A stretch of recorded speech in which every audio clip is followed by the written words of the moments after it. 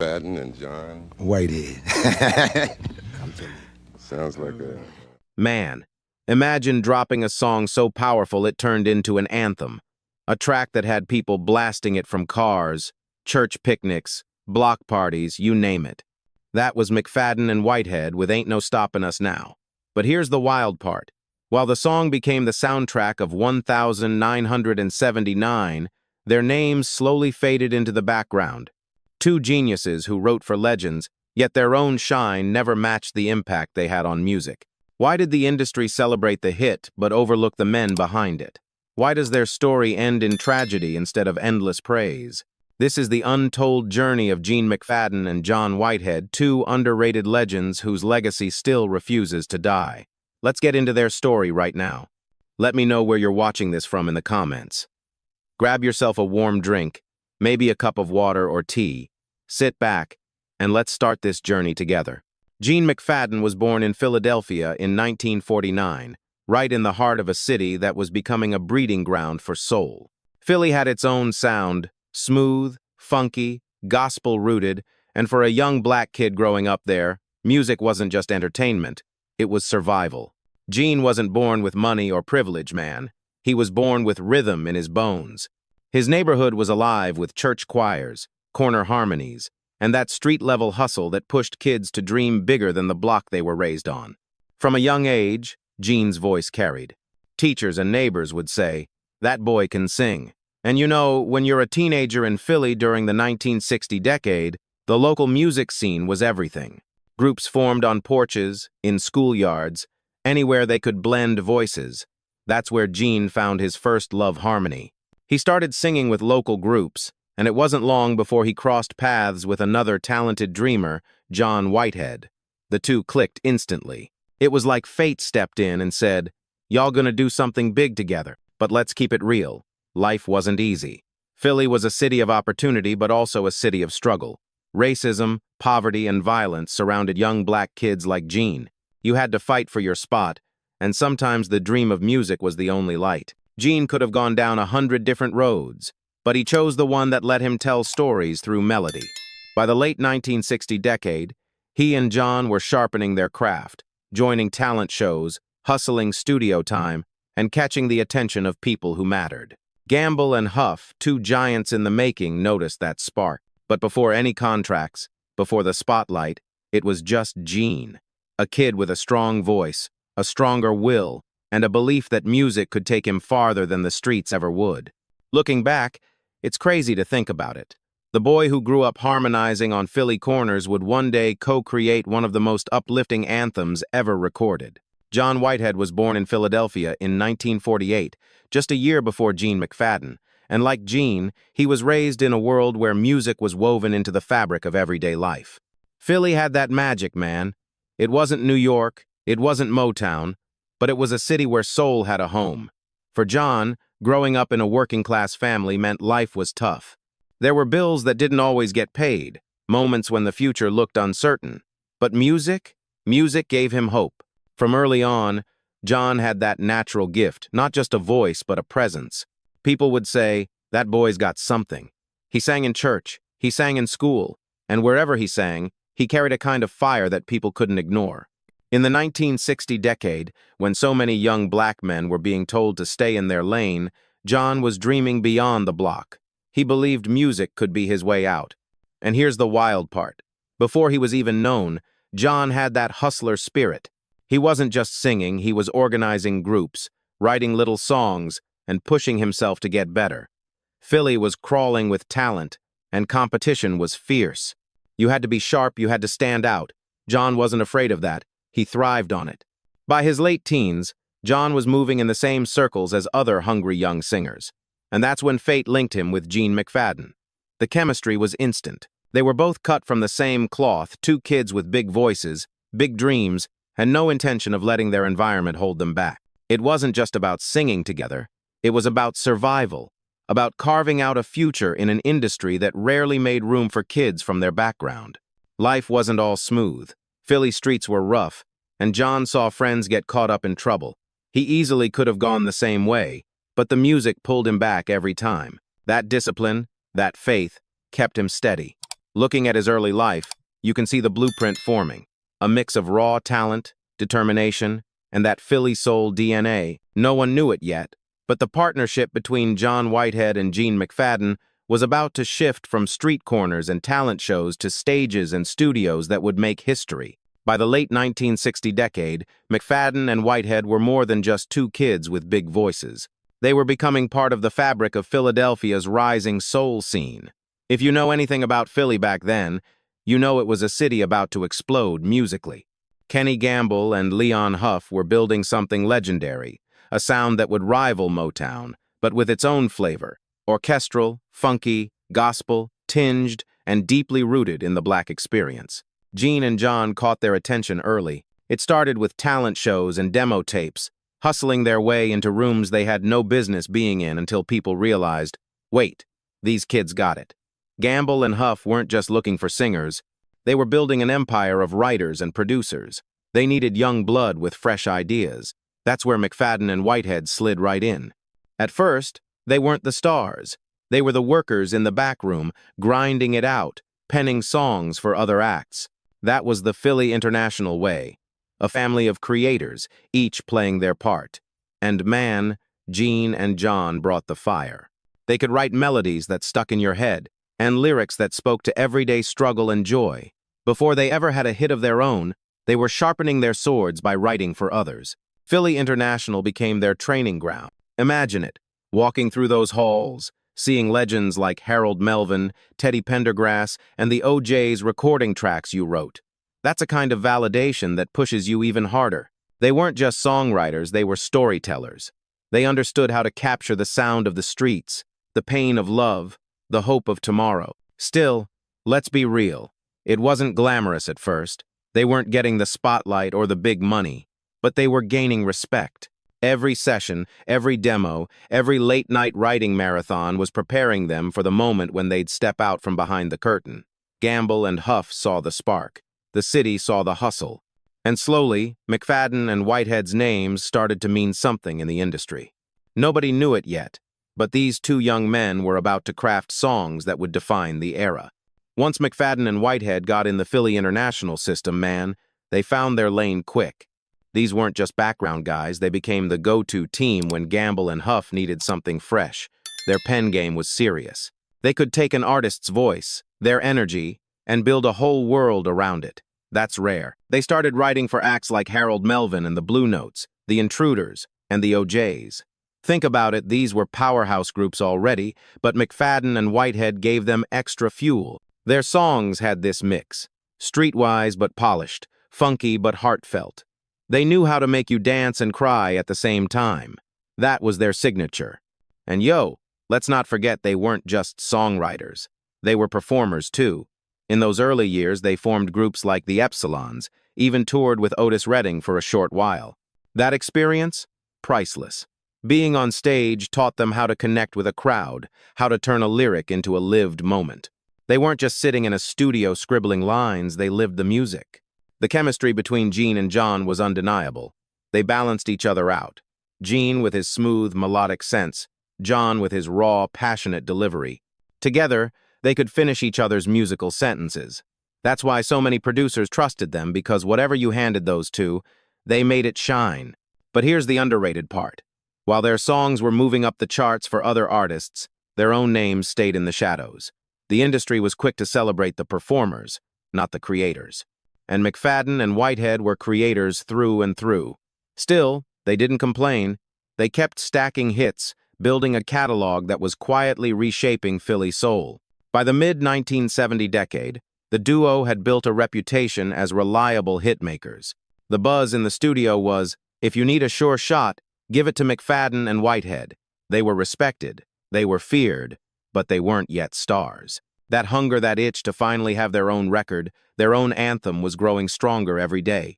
Little did anyone know, their time in the background was setting the stage for a song that would blast them into music history. By the late 1970 decade, McFadden and Whitehead had written enough hits for other people to last a lifetime. But man, deep down, they were hungry. They wanted that one record with their names on it, not just in the liner notes, but on the front cover. That chance came in 1979 with a track that would define them forever, Ain't No Stoppin' Us Now. Now here's the wild backstory. At Philly International, there was tension. Gene and John had been told point blank that maybe they should stick to writing and producing, leave the spotlight for others. But that didn't sit right with them. They had seen their songs climb the charts. They had seen crowds react to their music, and they knew they had something to say as artists themselves. So when they went in to cut Ain't No Stoppin' Us Now, it wasn't just about making another party jam, it was a declaration of independence. Legend has it they laid that track down in just one take. One take, man. That's how much energy, how much conviction they had bottled up. The lyrics were simple but powerful, a message of pushing past barriers, shaking off negativity, and celebrating resilience. For the Black community in 1979, coming out of a decade filled with struggle and change, those words hit different. It wasn't just music, it was a mantra. The groove was unstoppable. That bass line, infectious. The strings, pure Philly soul sophistication. And when McFadden and Whitehead's voices came in, it sounded like two brothers shouting from the rooftops, telling the world, "We've had enough holding us back, now watch us rise." When the record dropped, it was like lightning in a bottle. Radios couldn't stop spinning it, DJs played it back-to-back at block parties, and families blasted it at reunions, weddings, church cookouts, you name it. In Philly, in New York, in Chicago, the song became the soundtrack of the summer. Even people who didn't know McFadden and Whitehead's names knew that song. The success was massive.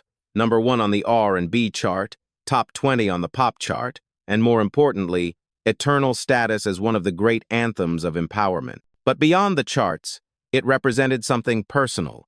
This was the moment Gene and John finally stepped out of the shadows of the stars they had written for. This was their voice, their story. Still, here's the underrated twist. Even with a hit that big, they didn't get the same long-term fame as some of the acts they had written for. The industry loved the record but didn't elevate the men behind it the way it should have. And that right there, that's the bittersweet truth of McFadden and Whitehead's breakthrough, an anthem that shook the world, but didn't guarantee them the everlasting spotlight they deserve. When Ain't No Stoppin' Us Now hit the streets in 1979, it didn't just chart, it took over lives. This wasn't just another disco-era groove. This was a movement. For the Black community, especially, the song felt like a badge of honor. It was the sound of resilience, the sound of finally stepping into your power after decades of being told you couldn't. People started calling it the unofficial Black national anthem, and to this day, some folks still say that's the only anthem they recognize. That's how deep it ran. Everywhere you went that summer, you heard it. From block parties in Harlem to church cookouts in Philly, from car stereos cruising down Chicago streets to college campuses in the South, it was universal. Even beyond the U.S., the song resonated. In the Caribbean, in Brazil, in London, the groove became a global celebration. It didn't matter who you were. When those horns and strings came in, you felt unstoppable. And the cultural impact? Massive. Politicians used it at rallies, athletes used it as warm-up music, and entire families made it the soundtrack for reunions. It was more than entertainment, it became motivation. People said, "That song got me through tough times. That song reminded me to keep pushing." That's legacy right there. At the same time, it slipped seamlessly into pop culture. George Benson, Luther Vandross, and countless others drew from the energy of that track. Decades later, rappers and R&B singers sampled it, flipped it, and kept the spirit alive. You could hear its DNA in hip-hop anthems, in house remixes, in commercials. The message "we can't be stopped" never aged. Yet here's the crazy part. While the song became immortal, the men behind it didn't always get the same credit. Folks danced, sang, celebrated, but too many didn't know who McFadden and Whitehead really were. It's that painful reality of the music industry. The hit becomes bigger than the people who birthed it. Still, for those who did know, the respect was real. Industry insiders, musicians, and die-hard fans understood that Gene and John had crafted something timeless. It was lightning in a bottle, a once-in-a-generation record that kept their names etched in history, even if the spotlight didn't follow them everywhere. When you talk about breakthrough songs, Ain't No Stoppin' Us Now stands right there with the greatest. And yet, Because McFadden and Whitehead weren't pushed as frontmen like other stars, their broader recognition faded quicker than it should have. That's the underrated truth. The culture embraced the anthem, but the world forgot to fully embrace the creators. After the explosion of Ain't No Stoppin' Us Now in 1979, you'd think McFadden and Whitehead were set for life. A #1 R&B hit, millions of people chanting their lyrics, and respect in every corner of the industry, man. That should have been the launch pad for a long career at the top. But here's where the industry showed its darker side. The same machine that helped make them stars also clipped their wings. See, Philly International was built like a family, but it was still a business. And in that business, Gamble and Huff were the bosses. McFadden and Whitehead were grateful for the opportunities, no doubt. But they also felt boxed in. They weren't just writers, they were performers who wanted the freedom to carve their own path. Yet the label had their priorities. Pushed the Teddy Pendergrasses of the world, pushed the big groups. And Gene and John? They were often treated as the second act. Contracts back then were brutal. Artists didn't always own their masters. Publishing splits leaned heavy toward the house. And you could have a smash hit and still not see the money you deserved. McFadden and Whitehead weren't immune. For all the success of their anthem, they didn't get the financial security you'd expect. That led to frustration. They started questioning why they were being held back, why their follow-up records weren't getting the same push. Their debut album, also called Ain't No Stoppin' Us Now, had a few solid tracks, but nothing caught fire like the title cut. And when the label realized lightning wasn't striking twice, the momentum stalled. Instead of nurturing the duo's growth, the industry moved on. That's the cold truth music execs chase hits, not legacies. Behind the scenes, McFadden and Whitehead struggled to break free from the box they were put in. They wanted to experiment, to expand beyond that one song. But they weren't given the same creative latitude as bigger names.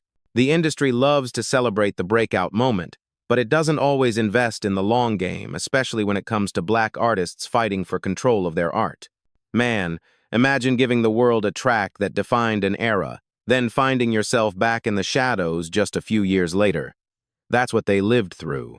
And it wasn't because they lost their talent, it was because the system didn't allow them the same room to breathe, to fail, to reinvent, the way it did for others. By the early 1980 decade, the momentum had faded. The duo was still respected, still writing, but the spotlight that should have stayed with them slipped away. The anthem kept living, but the artists behind it were already being pushed aside. That's the heartbreaking contradiction, unstoppable in spirit, yet stopped cold by the very industry they helped build. If the industry setbacks weren't enough, the personal tragedies that hit McFadden and Whitehead were devastating. Man, this is where the story takes a turn that nobody wanted. Let's start with John Whitehead. In May 2004, John was standing outside his home in Philadelphia, working on his car with a friend. Out of nowhere, gunmen rolled up and opened fire. John was shot multiple times and killed instantly. Just like that, one half of the duo was gone. He was only 55. And here's the craziest part: after all these years, the case is still unsolved. No arrests, no justice. It left his family shattered, his community angry, and fans around the world heartbroken. People kept asking, how could a man who gave so much joy to the world be taken in such a senseless way? That wound never healed. Now rewind a bit to Gene McFadden. Gene's battle was different, but just as cruel. In the early 2000 decade, he was diagnosed with liver and lung cancer. This was a man who once filled rooms with his booming voice and unstoppable energy, now weakened by a disease that stripped him down piece by piece. He fought bravely, but in January 2006, at just 56 years old, Gene passed away. Less than 2 years after losing John, the world lost Gene too. The whole duo gone in their mid-50 seconds. That's way too young, man. Way too young. Think about it. Two men who gave us one of the greatest anthems of empowerment, who reminded us we couldn't be stopped, both stopped in the most heartbreaking ways, one by violence, the other by illness. It's almost poetic in its tragedy, but it's also infuriating. These were lives that should have been celebrated with honors, tributes, maybe even a Hall of Fame nod. Instead, their story ended in silence, with the industry barely pausing to acknowledge what we lost. And yet, in Philly and beyond, the grief was real. Fans held memorials, family members shared memories, and DJs spun Ain't No Stoppin' Us Now in their honor. The song became more than a party jam. It became a eulogy, a reminder of two brothers who lived and died for music. That's the hardest pill to swallow. The industry may have moved on, but the pain never left. McFadden and Whitehead gave the world joy, but their own endings were filled with heartbreak. And that contrast, the unstoppable spirit versus the fragile reality of life, is what makes their story so haunting, so unforgettable. When you talk about legacy, McFadden and Whitehead left behind something that stretched way beyond their lifetimes. Of course, Ain't No Stoppin' Us Now is the centerpiece. It's the song everybody knows, but their influence runs deeper than one record. These were craftsmen, writers who laced their fingerprints all over Philly soul and beyond. The catalog of songs they wrote for others is crazy. They penned gems for Harold Melvin and the Blue Notes, the OJs, Teddy Pendergrass, and so many others. Tracks like Wake Up Everybody and Backstabbers? Yeah, they had a hand in shaping that era. Even when you didn't see their names on stage, you were hearing their words, their melodies, their spirit. And hip-hop? Oh, hip-hop kept their flame alive. Starting in the 1980 decade, when DJs and producers began digging through crates, Philly soul became sample gold. That bass line from Ain't No Stoppin' Us Now got flipped and chopped in countless tracks. Rappers took that unstoppable energy and turned it into something fresh for a new generation. From old-school breakbeats to 1,990 boom bap to 2,000 R&B crossovers, their music found second, third, and fourth lives. Even R&B singers drew from their work. Artists covered their songs, remixed them, and leaned on their writing style as inspiration. The themes McFadden and Whitehead wrote about perseverance, community, heartbreak, hope are timeless. You hear echoes of that in the catalogs of artists like Luther Vandross, Mary J. Blige, even in gospel choirs who belt Ain't No Stoppin' Us Now like it was written for Sunday service. And let's not forget the dance floor. DJs around the world still spin their music. Weddings, reunions, cookouts, it's not a party until someone drops Ain't No Stoppin' Us Now. That's a legacy most artists would kill for, a song that never leaves the culture, no matter how many decades pass. Yet here's the underrated truth. Their names don't get mentioned in the same breath as Gamble and Huff, or as the stars they wrote for. They should, though, because without McFadden and Whitehead, a chunk of that Philly soul foundation wouldn't exist. They weren't just contributors, they were architects. So when we talk about legacy, we're not just talking about one anthem. We're talking about a body of work that influenced generations, got sampled into eternity, and still moves people every time it comes on. That's power.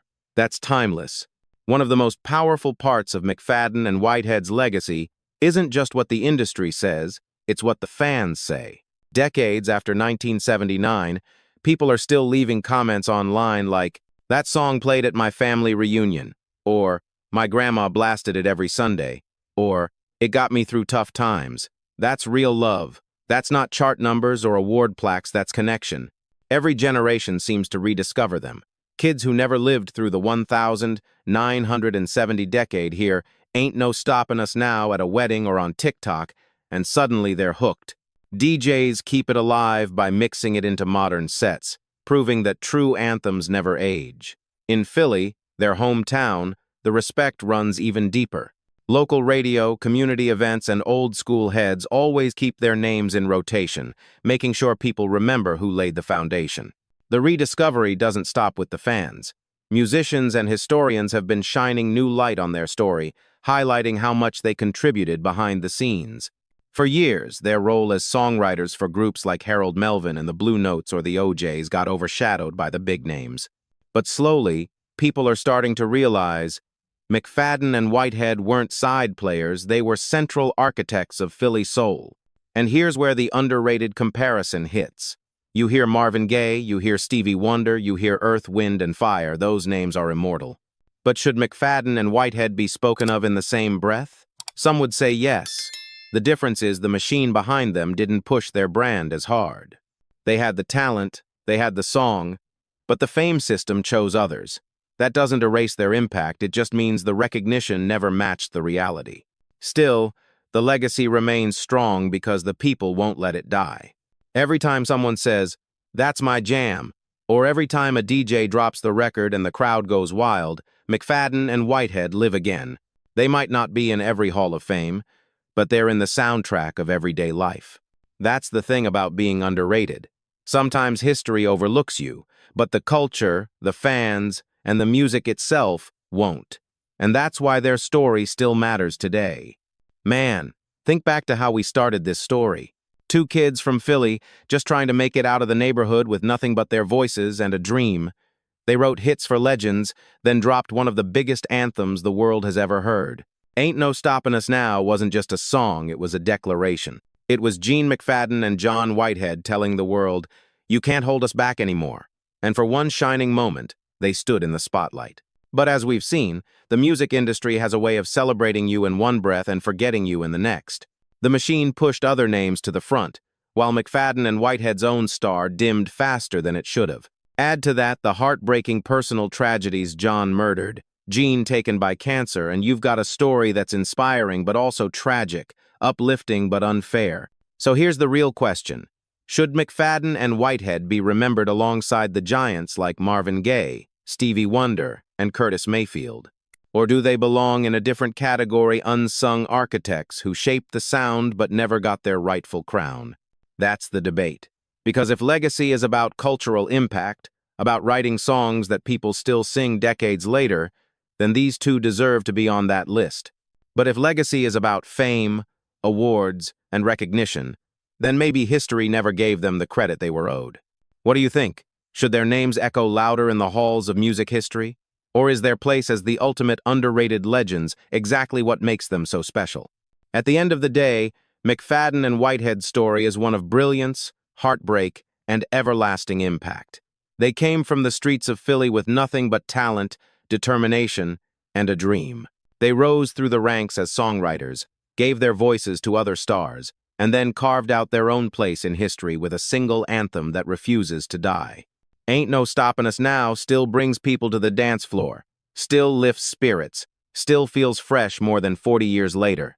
That alone is proof of greatness. Yes, their careers were cut short. Yes, their names don't always get mentioned in the same breath as the giants they once wrote for. And yes, their lives ended far too soon, with tragedy shadowing the joy they gave us. But even with all that, their music lives on. That's the true test, right? You can't stop a legacy that keeps breathing every time someone hits play.